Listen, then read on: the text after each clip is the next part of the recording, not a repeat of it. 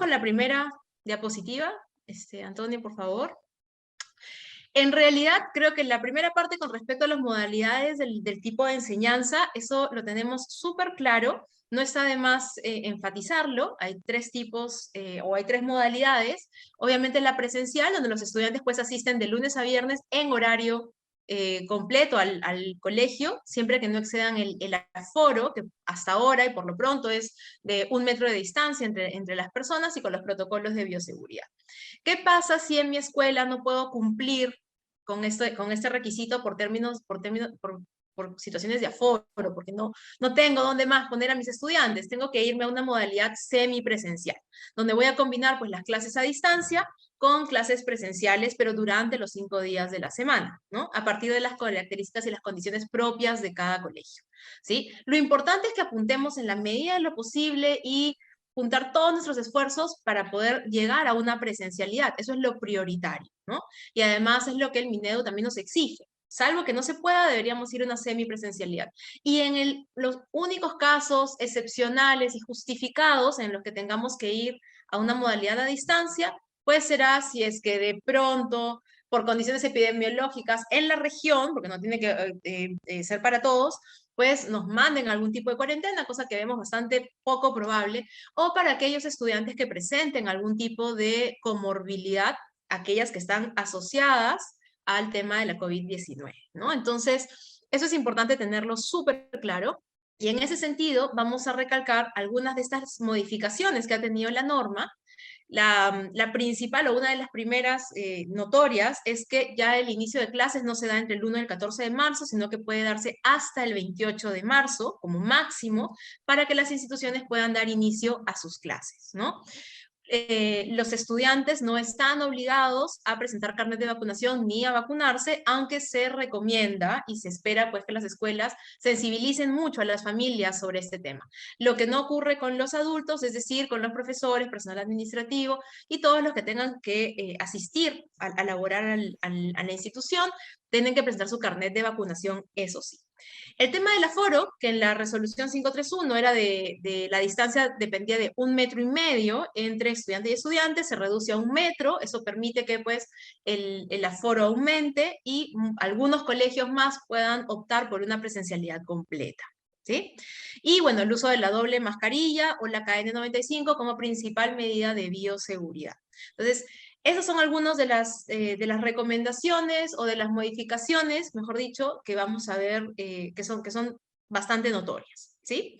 Siguiente, Antonio. Pero sí queremos hacer un súper énfasis, ¿ok?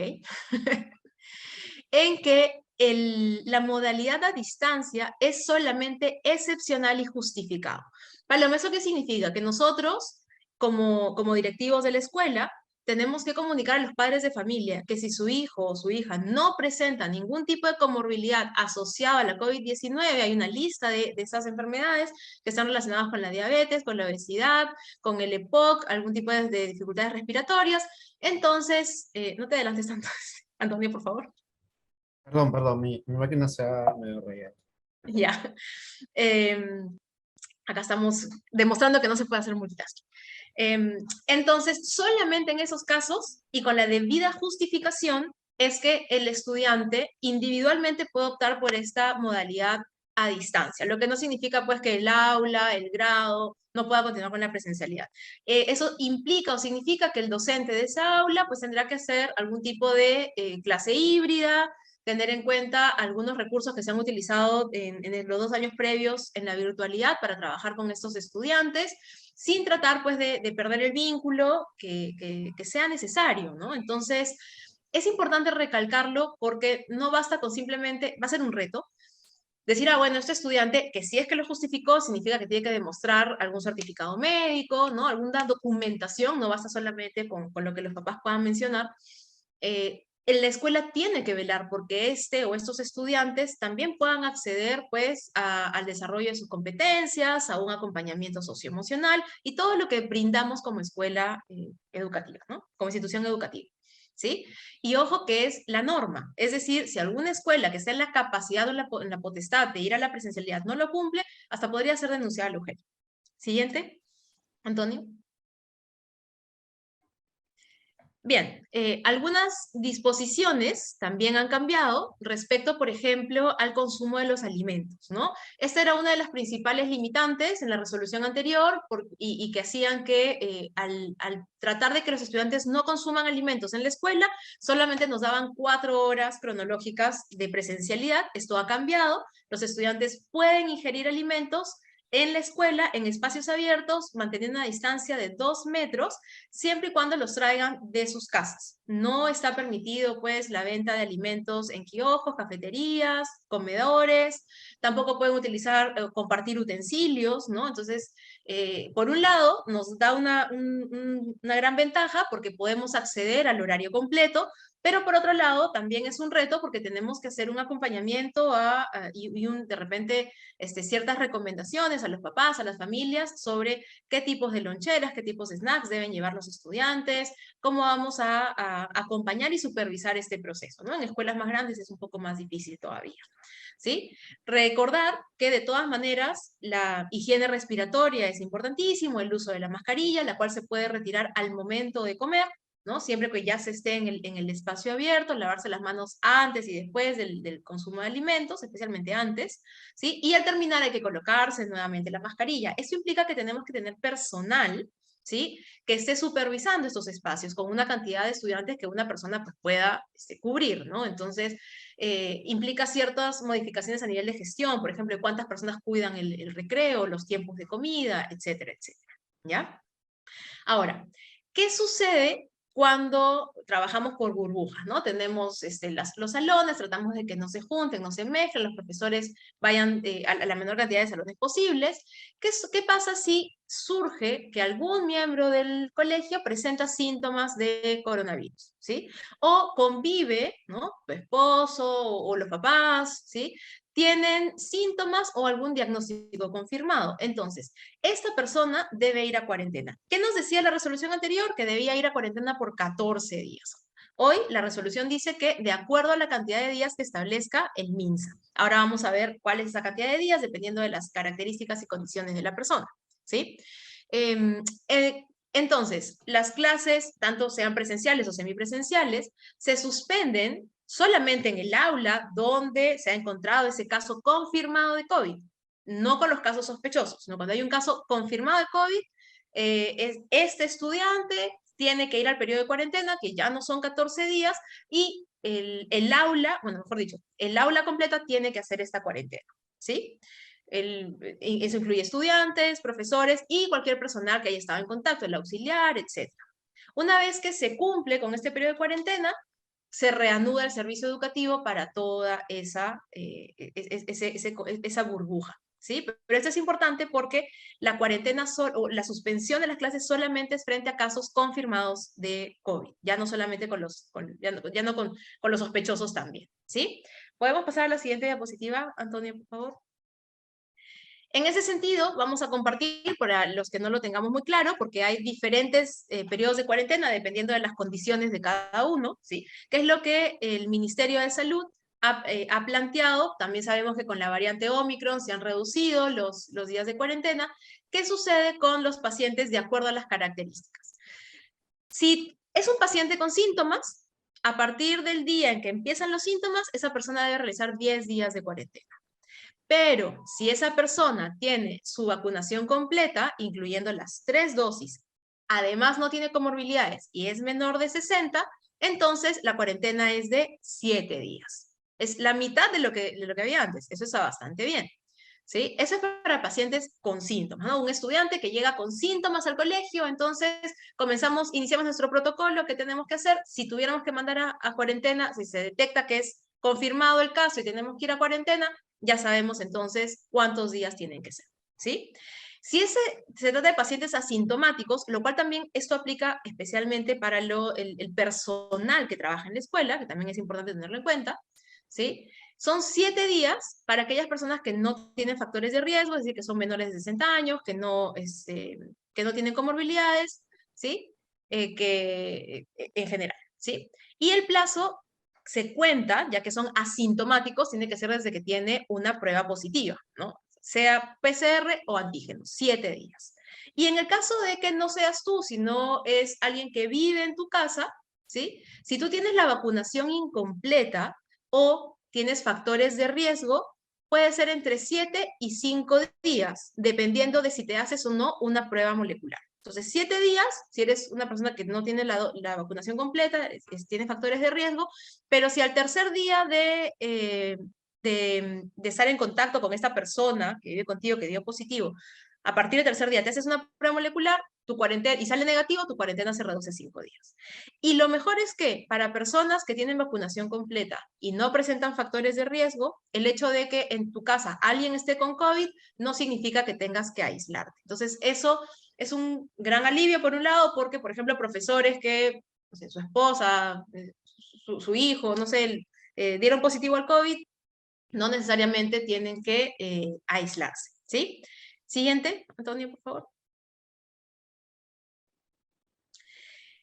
Habiendo esclarecido un poco las modalidades y aquellas modificaciones sustanciales, ¿no? que creo que todos estábamos esperando, especialmente, perdón, vamos a ver los 3 principios del retorno. El primero, creo que estamos familiarizados todos con estos términos, pero es importante recalcar de que uno de los principios del retorno es que es seguro, ¿sí? Y cuando nos habla de que la escuela se convierte en un lugar protector que prioriza la salud, no solamente es la salud física, ¿sí? También tenemos que pensar en qué es la salud mental y emocional, no solamente, especialmente de los estudiantes, pero también incluye al personal. Pero tenemos que pensar que el retorno a la presencialidad no solamente trae ciertos riesgos en la salud física, que de repente es la mayor preocupación de los papás, pero tiene muchas ventajas para comenzar a tratar muchos aspectos importantes respecto a la salud mental y emocional de los estudiantes, que ha disminuido bastante en estos 2 años. Entonces, si tenemos que tomar decisiones, este es un principio clave y fundamental. Cuando nos dice que es flexible y que se adapta a las condiciones territoriales, es para que si en alguna región del Perú se incrementan los casos y se tienen que tomar medidas, esto no afecte a otras regiones, ¿no? Pero también nos habla, pues, del servicio. ¿Qué pasa cuando tengo un estudiante, un grupo de estudiantes que necesitan que flexibilicemos las condiciones por alguna condición en particular, como podemos ver el tema de las burbujas, que si alguno se contagió, hay que irnos a la cuarentena, o hacer alguna modificación, es importante que sea flexible para que sea pertinente, es decir, que responda a las necesidades. Bueno, y que sea descentralizado, obviamente tiene que ver con que no dependemos pues únicamente del órgano de gobierno central que viene a ser el Minedu, sino que está descentralizado en las DRE, en las UGELES, y respondiendo de manera descentralizada a las realidades distintas que pueden surgir en el país. Siguiente, Antonio, por favor. En ese sentido, hemos rescatado, ¿sí?, algunos puntos importantes que se desprenden a partir tanto de la norma como de las mismas modificaciones, ¿sí?, que de repente no le estábamos dando el foco completo por ahí. Primero, que los docentes, así lo organicemos desde la gestión, es el docente quien va a terminar en esa labor cotidiana, van a tener que diagnosticar las necesidades de aprendizaje de los estudiantes, ¿sí?, donde tengamos que mapear fortalezas, debilidades, lo que se ha aprendido, lo que no se ha aprendido, lo que se ha cubierto, lo que no se ha cubierto, lo que creemos que cubrimos, pero realmente no se cubrió, ¿sí? Luego tenemos que pensar también cómo ha impactado esto en su estado anímico, en la salud emocional, el tema del estrés, cómo ha impactado el aislamiento en sus habilidades sociales, acompañar si algún estudiante ha pasado por temas de violencia, conflictos, han tenido pérdidas a raíz o no de la COVID, ¿sí? Planificar estrategias de aprendizaje diferenciadas. Y ese es un reto muy grande, porque hay que tener en cuenta que hasta el 2019, de por sí ya teníamos aulas heterogéneas. Nadie me puede decir que todos los estudiantes de cuarto de primaria estaban en el mismo nivel de logro de competencias, de habilidades. O sea, nunca ha sido la realidad en la escuela. Mucho menos ahora. Entonces, si nunca hemos tenido aulas homogéneas, ahora post pandemia, ¿sí?, o post virtualidad, podemos decirle así, más heterogéneas van a ser nuestras aulas, en el desarrollo de habilidades blandas, habilidades cognitivas, en la adquisición de algunos conocimientos o algunas estrategias. Entonces, el profesor va a tener que planificar de manera muy, muy diferenciada, de acuerdo a las necesidades que vaya identificando en su aula, no solamente con el diagnóstico de entrada, sino que esto va a tener que ir respondiendo a la evaluación formativa y de proceso para ir ajustando y reajustando y reajustando. Entonces, esa es una responsabilidad importante, ¿sí? Además, el docente tiene que ver si es que tiene estudiantes de manera presencial o tiene estudiantes de manera a distancia, permanente, porque hay algunos estudiantes con comorbilidad, o temporal, porque el aula se fue de cuarentena, ¿sí? 5 días, 7 días, ¿no? Aquellos a los que voy a ver todos los días, a los que voy a ver 3 días. Entonces, tiene que estar al pendiente y hacer seguimiento en toda esta diversidad. Tienen que monitorear, evaluar, retroalimentar, también de manera diferenciada a todos los estudiantes, ¿sí? Con los distintos niveles de logro que van llegando. Entonces vamos a ver que es una tarea bastante compleja, ¿sí? Y si bien estamos dándole la prioridad a la presencialidad o en el peor de los escenarios por ahora la semipresencialidad, quienes van a necesitar mucho soporte de parte de nosotros como directivos es justamente el docente, que tiene que hacerse cargo de los que van a la clase, de los que no van a las clases, de los que se conectan, de los que no se conectaron, de los que van a ir siempre, de los que van algunos días, de los que no van a ir nunca, en los diferentes escenarios en los que nos encontremos. Entonces tenemos que, no digo estructurar absolutamente todo, porque eso sería irreal, pero sí prepararnos para dar el soporte y ser lo suficientemente flexibles y adaptarnos a las necesidades que se vayan presentando. Siguiente, Antonio. Y casi para terminar, con esta primera parte, entonces, les dejamos los 7 tips para los primeros 30 días de clase. Las clases empiezan el 1 de marzo, digamos, al 1 de abril tengo que hacer una primera autoevaluación de cómo voy. Si empecé la quincena de marzo a la quincena de abril, a ver cómo voy en estos aspectos. Primero, como decíamos, el diagnóstico, ¿no? No solamente de lo académico, sino de la parte emocional, y en base a eso, elaborar un plan formativo pertinente. Y eso tiene que ser en las primeras semanas. No podemos esperar y tomarnos todo el primer bimestre para elaborar el plan y recién ejecutarlo en el segundo bimestre. No, eso tiene que ser, es una urgencia. Luego, tenemos que recordar que los estudiantes que en el 2019 estaban en cuarto de primaria, 2020, 2021, quinto, sexto, hoy pasan a primero de secundaria, ¿sí? Entonces, hay una brecha, un vacío que si bien han hecho su quinto, han hecho su sexto, presencialmente están regresando a un primero de secundaria niños que se fueron en cuarto de primaria. Entonces, hay una serie de rutinas, de hábitos, desde el hecho de utilizar cuadernos, escribir más, escribir menos, no vamos a volver a lo anterior, ¿sí? Pero hay ciertas rutinas de la presencialidad que es necesario tener en cuenta. Muchos estudiantes ya no están acostumbrados al tema de la campana, a los cambios de hora, o a los desplazamientos para ir a un laboratorio o a la sala de arte. Entonces, ese primer mes tenemos que asegurarnos que hemos podido establecer rutinas propias de la presencialidad. ¿Cuáles son esas rutinas? Eso lo tiene que establecer cada escuela de acuerdo a su propia realidad, ¿no?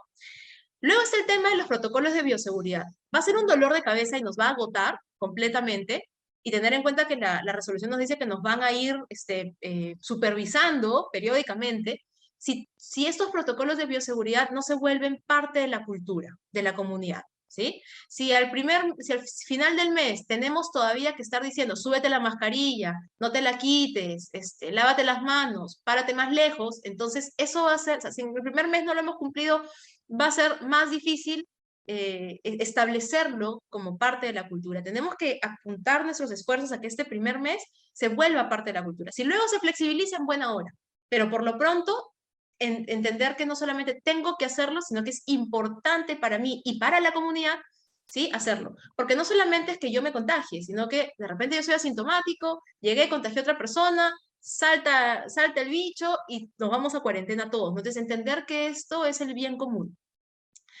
Si bien la vacunación para los estudiantes no es obligatoria, es importante sensibilizar al respecto a los padres de familia. Todavía hay muchas familias que son un poco temerosas con el tema, entonces hay que hacer un trabajo de sensibilización. Se puede recoger información sobre si están vacunados o no, y también darles la opción cuando recojamos la información de que si no quiero responder también, no vayan a pensar que estamos ahí discriminando o haciendo algo que no debemos respecto a la vacunación con los niños, pero sí es importante hacer ese seguimiento, ese acompañamiento a la familia, sensibilizar de manera colectiva, ¿no?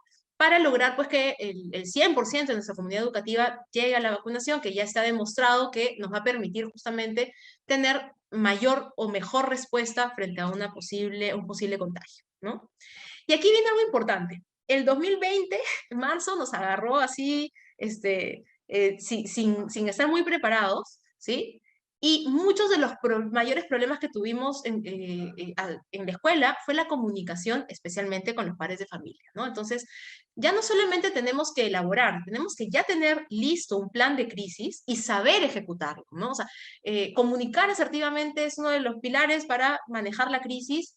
¿Qué sucede o qué va a suceder si detecto algún estudiante sintomático, ¿no? Lo voy a mandar a la enfermería. ¿Cuál es el protocolo? Con calma, sin hacer mucho, no sé, mucho escándalo al respecto. Se comunica con los padres, cómo se maneja, se anuncian los padres que se van a ir en cuarentena, cómo lo manejamos, los papás se quejan, no se quejan. Tenemos que saber ejecutar ese plan de crisis, ¿sí? No podemos hacer, ¿y ahora cómo hacemos? ¿Cómo comunicamos? ¿Cómo respondemos? Eso no podemos preguntarnos recién en marzo cómo va a ser. Ya para el final del primer mes, todos tenemos que saber cómo ejecutar ese plan de crisis, ¿ok? Es muy importante promover espacios de reflexión colectiva entre los miembros de la comunidad, maestros, estudiantes, padres de familia, la retroalimentación de cómo estamos haciendo las cosas. Esto es nuevo para todos nosotros, no es la misma presencialidad, y es importante saber escuchar, estar abiertos a la escucha, al diálogo, y reflexionar sobre qué está funcionando, qué no está funcionando, qué tiene un impacto positivo, qué al contrario tiene un impacto negativo, y hacer los ajustes y modificaciones necesarios, ¿sí? Y algo que de repente no hemos pensado mucho, ahí se los dejo de repente como tarea. ¿Ustedes van a poner notas al final del primer bimestre? ¿Van a sacar su reporte como siempre lo han hecho, como lo hacían hasta el 2019, como lo han venido haciendo en la virtualidad? ¿Cómo vamos a evaluar a los estudiantes y a calificar a los estudiantes en el primer bimestre? Ya al final del primer mes tengo que tener notas porque eso es lo que siempre hice hasta el año pasado o hasta el 2019. Creo que es importante que se sienten a discutir, ¿sí? Enfocándose en la evaluación formativa, dar prioridad, ¿no? A esta retroalimentación constante, y no esperar que los profesores tengan calificaciones tan pronto, porque esas calificaciones, aparte que pueden ser un poco desesperanzadoras, si sabemos que estos estudiantes vienen todavía con algunos desfases, los padres pues también pueden venirse encima. Entonces es importante comunicar a los papás. Si ellos están acostumbrados a que al final del primer mes ya comienzan a tener notas, y a mi hijo no lo están evaluando, no ha tenido ningún examen, no le han dado ninguna nota, no sé cómo está, comunicar desde un principio cómo va a ser, ¿no? De repente, al final del primer bimestre, su reporte de notas no tiene notas, no tiene ABC. Puede tener simplemente descriptores señalando cómo va el progreso del estudiante. Estamos en un periodo de adaptación. Ya lograr adaptarnos a la presencialidad va a ser un reto grande. No podemos esperar que para el final del primer bimestre ya se hayan logrado pues, los objetivos de aprendizaje a ese momento, ¿no? Entonces, todo este tema de la resolución de la normativa nos plantea parámetros, pero que nos invitan a nosotros a aterrizarlo y a ponerlo en blanco y negro en cosas muy concretas, ¿ok? Nada, siguiente, Antonio, que esa última lámina es simplemente una conclusión de las principales modificaciones que hubo a la resolución 531. En esa resolución, la 048, las podemos ver ahí. Vamos a ver que, por ejemplo, se han modificado los anexos 1 y 3, el 1 que tiene que ver con el kit de protección para el COVID-19, las mascarillas, y eso que van a recibir los colegios públicos. Y bueno, el 3 que tiene que ver con es una ficha como de sintomatología, ¿no? Entonces eso está en la resolución, eso no es nada nuevo ni difícil, solamente se han modificado los números de los anexos, ¿ok? Hasta ahí, esa es una primera parte. Y Pablo, yo quería interrumpirte antes que sigamos con Meche. Dame, Tenemos algunas preguntas de algunos de los directores que al momento de inscribirse han puesto sus preguntas. Y hay una buenas. pregunta bien recurrente que dice, ¿cómo llego al 100% de la presencialidad? Es decir, tú mencionabas al inicio de que esto dependía del aforo, obviamente del metro de distancia, pero ¿cómo hacemos el tema de los horarios, la carga horaria para el docente, las entradas escalonadas y todo eso? Bien, en realidad acá tiene que haber muchísima creatividad, pero lo más importante es que tiene que haber ganas de lograrlo, ¿sí? O sea, Meche se ríe, Mercedes se ríe porque sabe de lo que estamos hablando, y tenemos que primero pensar completamente distinto. No puedo pensar que solamente puedo dictar clases en mi aula, tengo que comenzar a mapear qué otros espacios del colegio puedo acondicionar. Creo que ahorita estamos quizás un poquito tarde, pero nunca tan tarde, ¿no?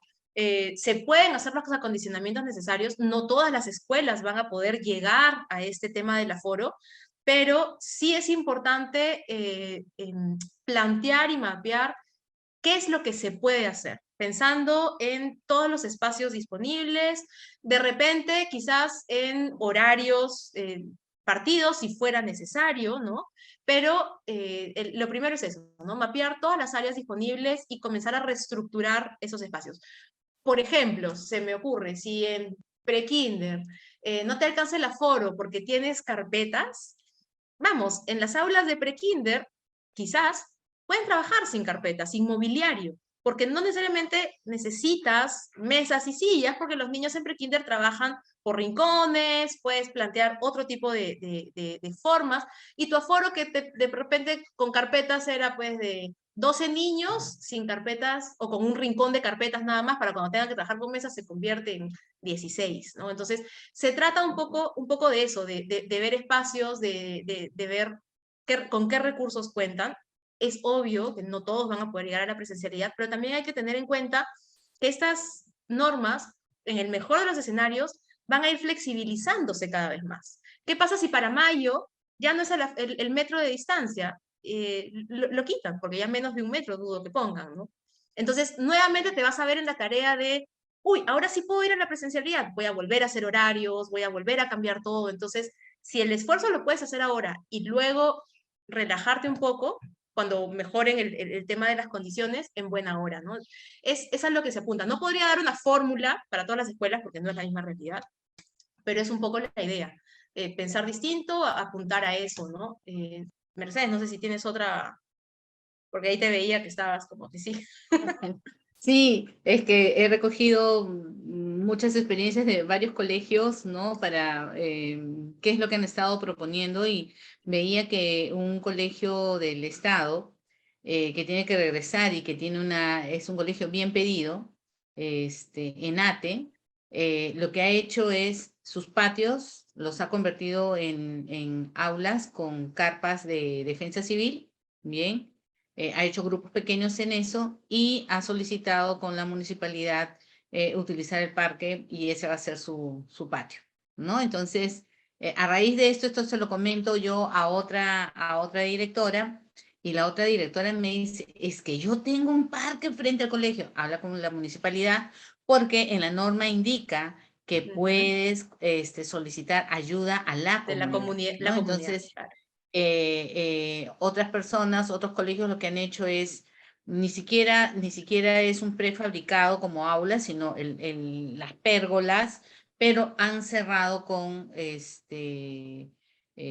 para dar un ambiente de aula y para que además sea ventilada algunas secciones, ¿no? Entonces, y sí, también he visto que en el caso de algunos nidos lo que han hecho es con el método juego-trabajo activar lo de los rincones y no hay carpetas.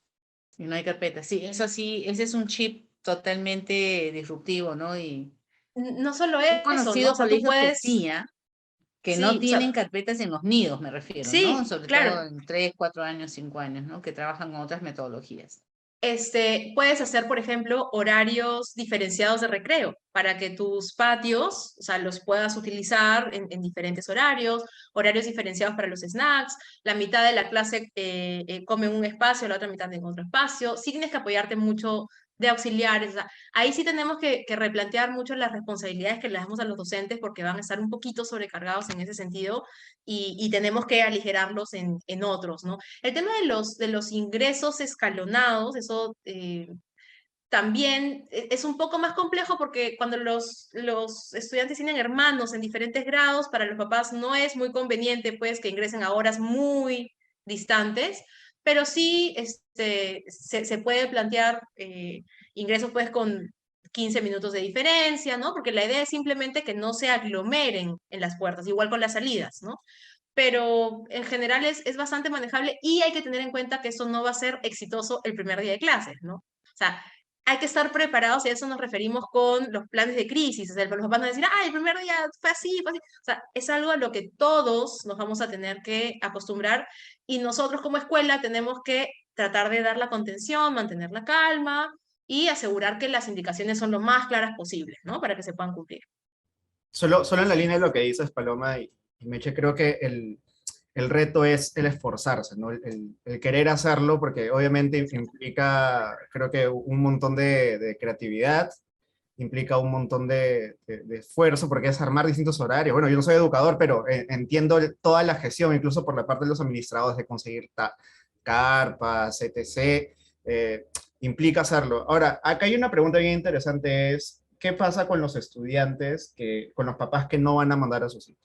Es decir, digamos que yo tengo mi salón, que ya vi el tema del aforo de 1 metro de distancia, y tengo espacio para 20 estudiantes.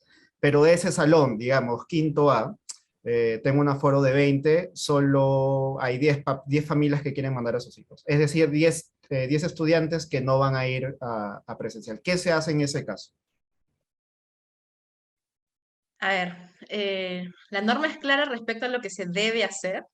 eh, es obligatorio que asistan a clases, ¿no? O sea, si como colegio tú decides, ¿no?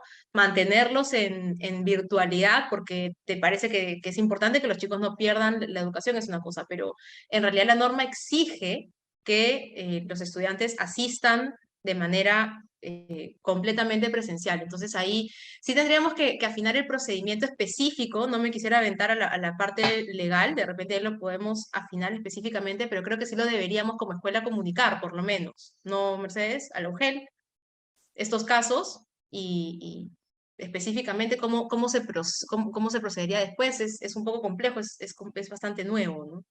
Es decir, Sí, si... correcto. Perdón, pero sí, sígueme.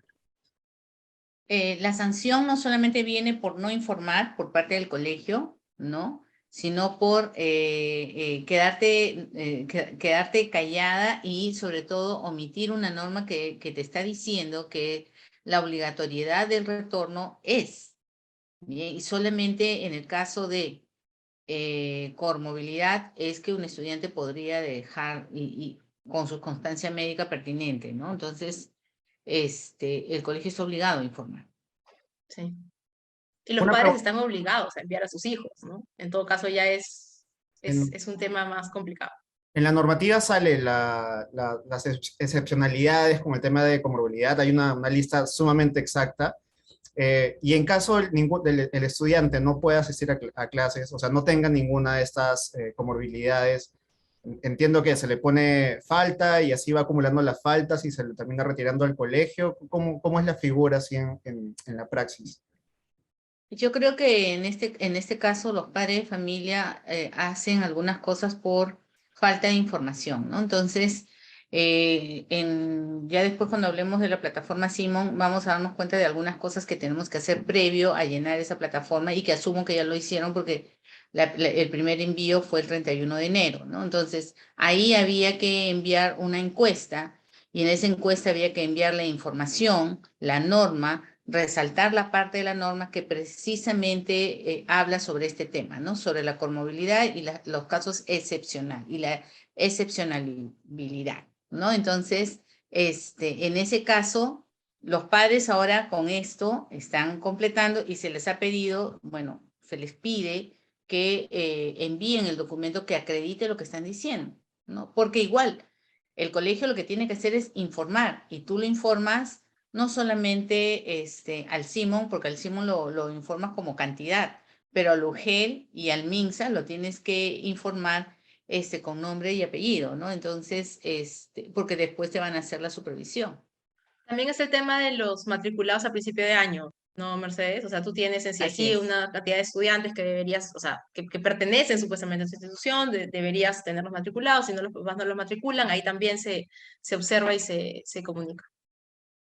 Hay una pregunta aquí que dice, si tuviéramos Ah, sí. estudiantes que por tema de viaje desean la virtualidad, no se puede, pero ya depende de ustedes, de lo que se pueden arriesgar. Eso es ya, es un Eh, tema ético, ¿no? Claro, o sea, El que ahí, ustedes tomen una decisión fuera de lo de la norma, ¿no? o Hasta sea, dónde pueden interpretarla, ¿no?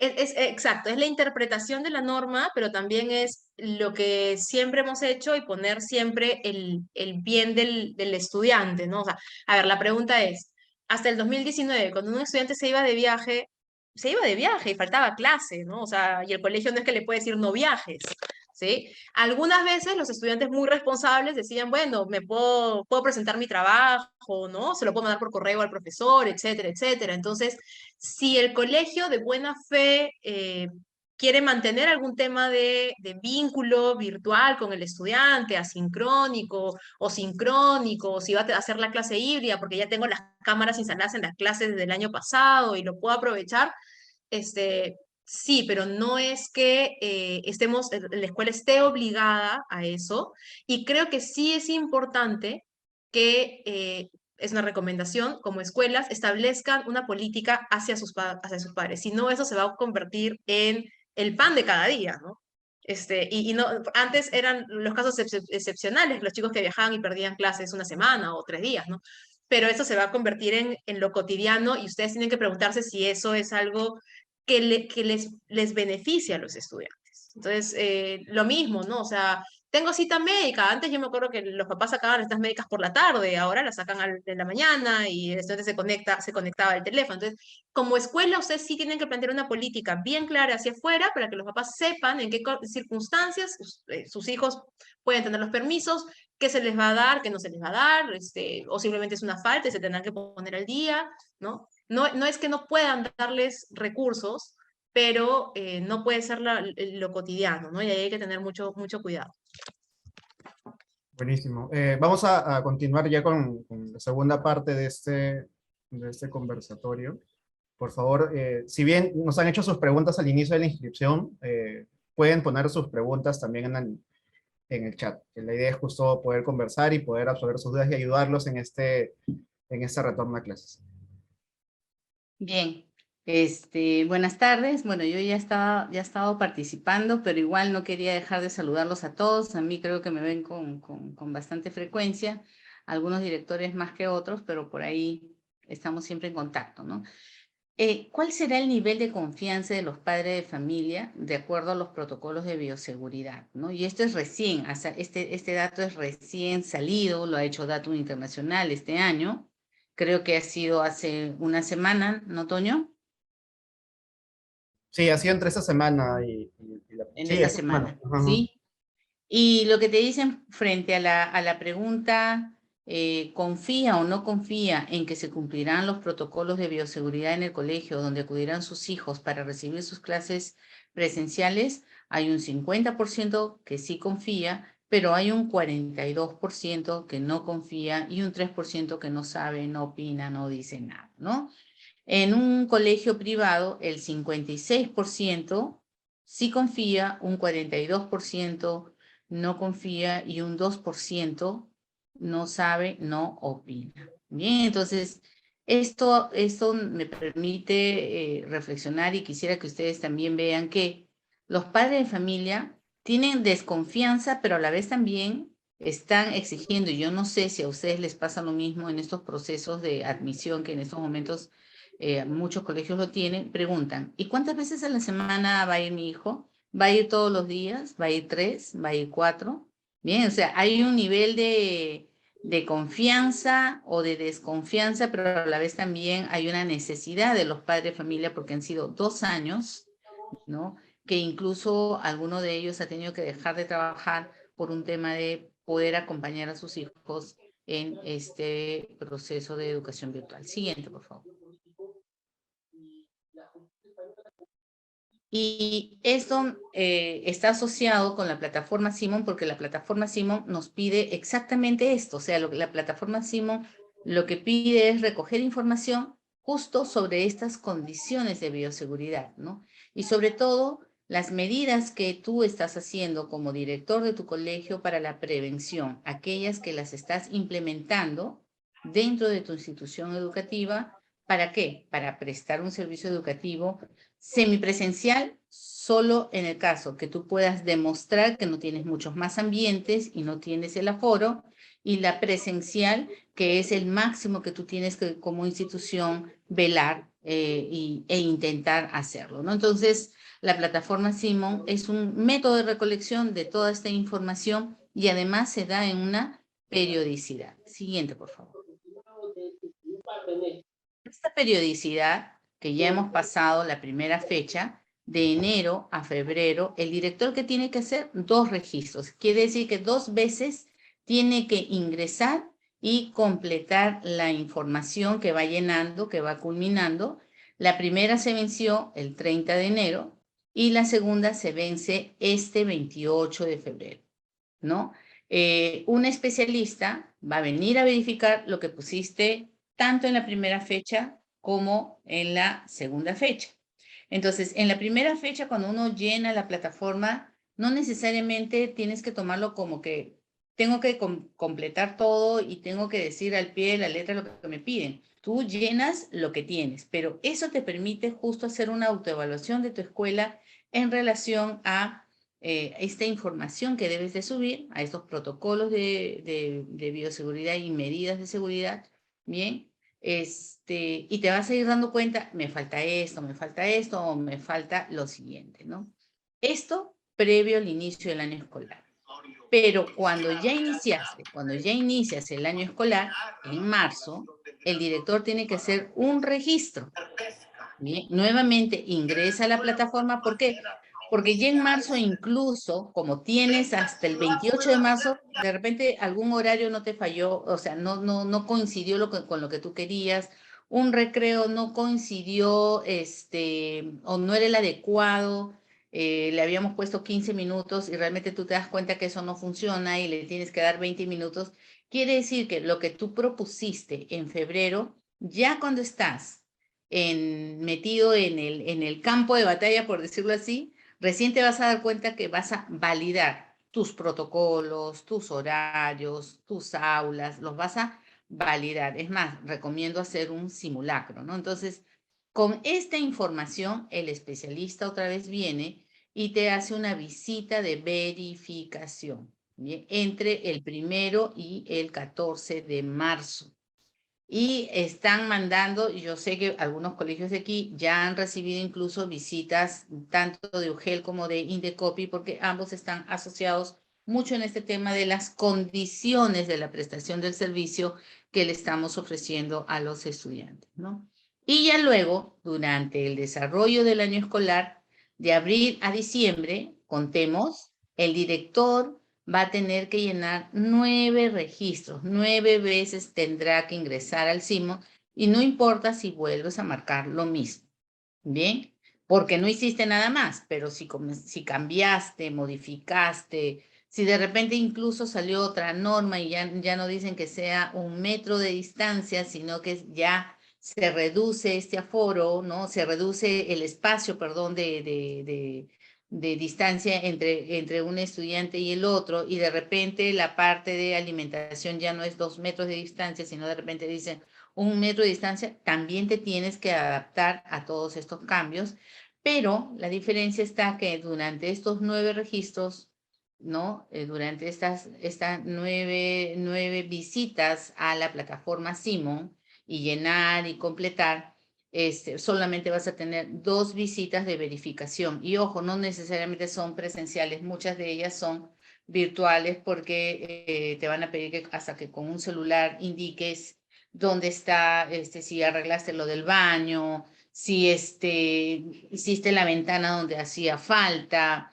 si lograste reducir el número de aforo en el aula donde te recomendaron que tenías que tener 12 y tú tenías 15. En fin, siguiente, por favor.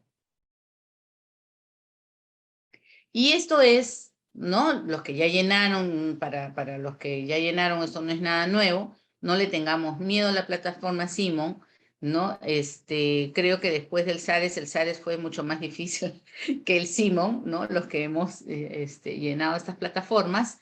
Pero, por ejemplo, ustedes ven a la izquierda que tienen los ítems, los criterios, ¿no? El criterio 2, el criterio 3, y dice completado. Miren, está de color verde, ¿no? Cuando no lo han completado, se va a quedar, a la siguiente, por favor, se va a quedar de color ámbar, o si lo tienes observado, te lo van a colocar de color rojo, ¿no? Entonces, es lo primero que tú tienes que mejorar, ¿no? Y hacia la derecha está, por ejemplo, acá dice la pregunta 1, las ventanas de las aulas y otros ambientes están acondicionados para mantenerse abiertas, para asegurar la circulación del aire, ¿no? O sea, ¿tú qué marcas? Sí, aulas y otros ambientes, o de repente todavía no lo tienes así y tú dices sí, solo aulas, ¿no? Igual la segunda pregunta y así sucesivamente. Ahora lo vamos a ver un poquito más grande. A la siguiente, por favor. Y esto se los estamos pasando en un link. Este es un documento público, este es un documento que nos ha llegado a todos los directores, que tenemos esta posibilidad de que la UGEL te manda la información. Y esto es lo que uno debería de utilizar como una autoevaluación, ¿no? Si dice el aspecto a evaluar es la ventilación, ahí tú tienes tus 2 ítems y tienes las alternativas que deberían de ir en progreso de enero, lógicamente, a marzo. Se supone que en marzo ya hemos debido de mejorar nuestras alternativas, ¿no? Tenemos el distanciamiento físico, que es otro de los aspectos, con los aforos de 1 metro, ¿no? Tenemos la organización de los espacios educativos. Y aquí, por ejemplo, me quiero quedar. En uno de los colegios, las personas que van y te visitan te dicen, ¿y este ambiente por qué lo tiene cerrado cuando podría usted tener ahí a estudiantes? Entonces tú le dices, bueno, porque yo no tengo ningún aula para 10 estudiantes. Es un ejemplo que estoy dando, ¿no? Entonces es por eso que no lo estoy utilizando. Entonces ellos incluso te pueden dar hasta alternativas de decir, bueno, mientras que un aula de repente está en toda una parte de comprensión lectora, ¿no? La otra aula de 8 o de 10 podría estar en una nivelación porque lo necesitan. Recordemos lo que nos estaba diciendo Paloma. Los chicos no van a llegar como antes, entonces podríamos utilizar estos ambientes para poder atender en aquellas dificultades que los estudiantes van necesitan este tipo de apoyo y seguimiento, ¿no? Entonces, ojo, la UGEL y han creado una entidad para que nos vengan a hacer las visitas, ¿no? Hay personas que han sido convocadas para esto y lo que van a intentar ver es que el colegio realmente, si dice me voy a la semipresencialidad, realmente sea porque no tiene espacios para el aforo y puede dar una semipresencialidad de 3 veces a la semana, en fin. Ellos determinarán si ustedes como colegio de repente tienen ambientes y no las están utilizando y aprovechando la optimización de estos espacios. Siguiente, por favor. Y así sucesivamente tenemos la señalización de los espacios, ¿no? Por ejemplo, casi todos los colegios que retornaron el año pasado han tenido las señaléticas en relación al lavado de manos, al uso correcto de mascarillas, al distanciamiento físico, pero habría que cambiarlos porque el año pasado lo teníamos a 1,5 metros y ahora es a 1 metro. Les recomiendo incluso mejor no imprimir la cantidad porque de repente dentro de un bimestre va a bajar esta cantidad. Entonces es mejor tipo pizarrita en el que tú borras y vuelves a colocar de acuerdo a la norma, ¿no?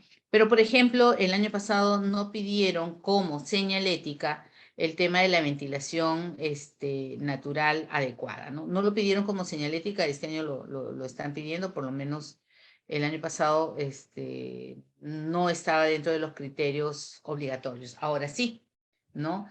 Uno va marcando, si tú solamente tienes A o B, marcas solamente el A o B, y si no tienes ninguno, simplemente pones no está señalizado. Por eso que en la regla dice, puede marcar más de una respuesta.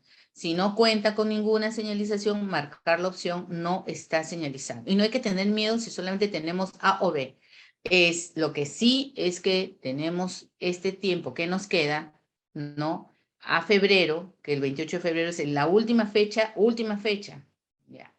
Y no deberíamos utilizar esa fecha porque después el internet colapsa entre todos los colegios para subir esta información, pero sí para el 28 de febrero ya hemos debido de todas estas alternativas tenerlas en cuenta. De repente por ahí va a quedar una, ¿no? O dos que la deberías de llenar, por lo menos, o sea, tienes como tiempo la última semana de marzo, pero si tú no quieres que en la visita te hagan esta observación,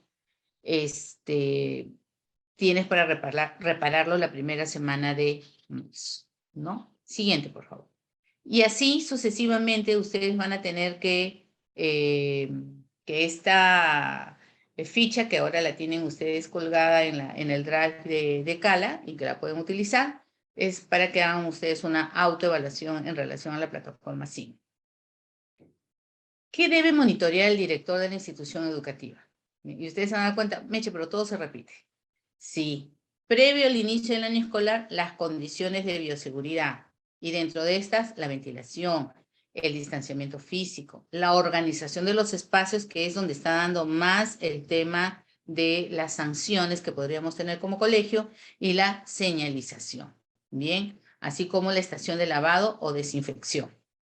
Pero además, como medidas de prevención, la vacunación en el caso de los docentes, porque no es obligatoria en el caso de los estudiantes, y el kit COVID, que ya lo explicó Paloma.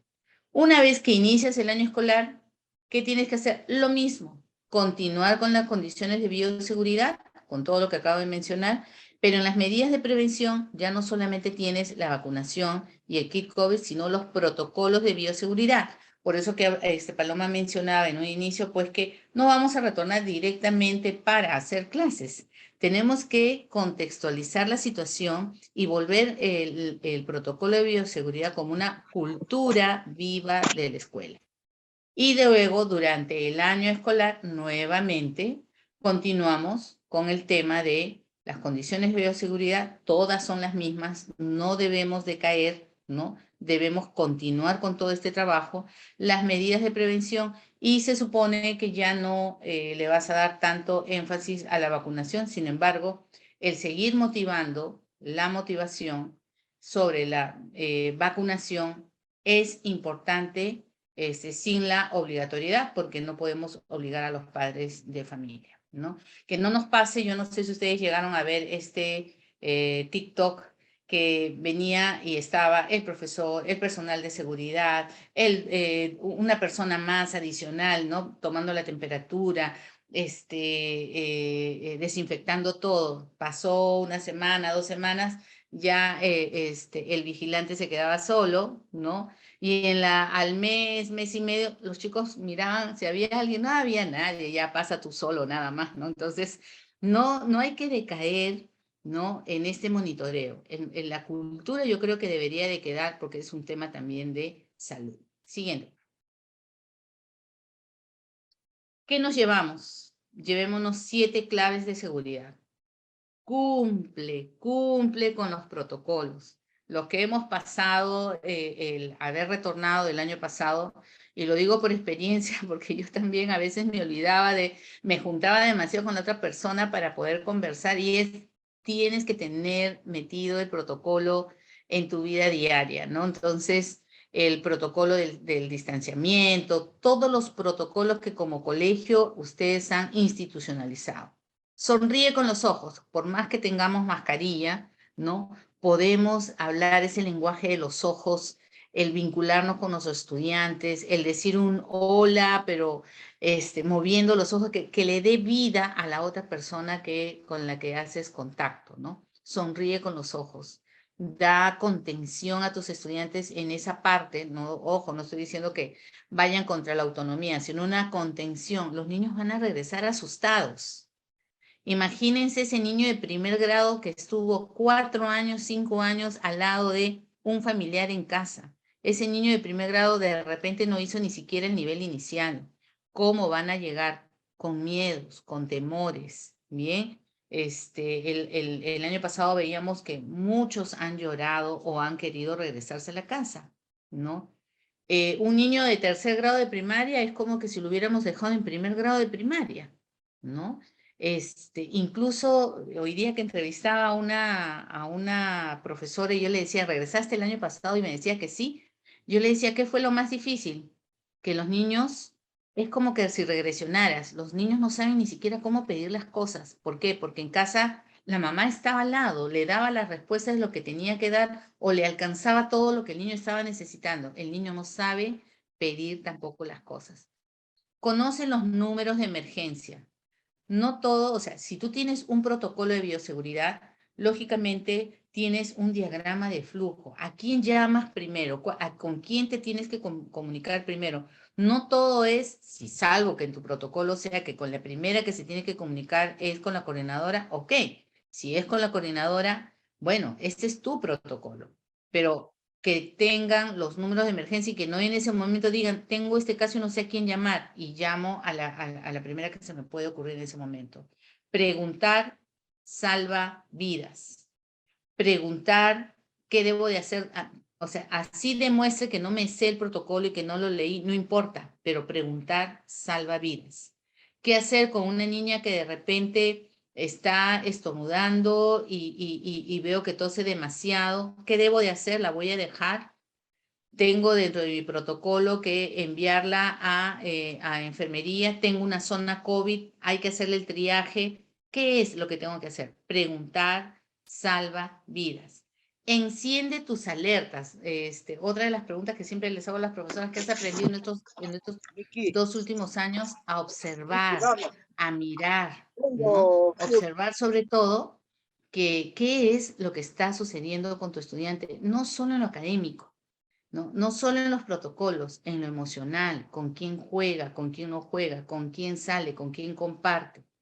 Sé ejemplo, te están mirando. Sé ejemplo. Los profesores son los primeros que yo les digo, son los primeros que no cumplen con los protocolos de bioseguridad. Por la confianza, se quitan la mascarilla o la mascarilla la llevan mal puesta o se juntan o se abrazan. Bien, en los recreos están cuidando los recreos, pero están ponle de a sus dos, pero de a cadenitas. dos se quita, en fin. Y finalmente, lo que les dije en la diapositiva anterior, no bajes la guardia.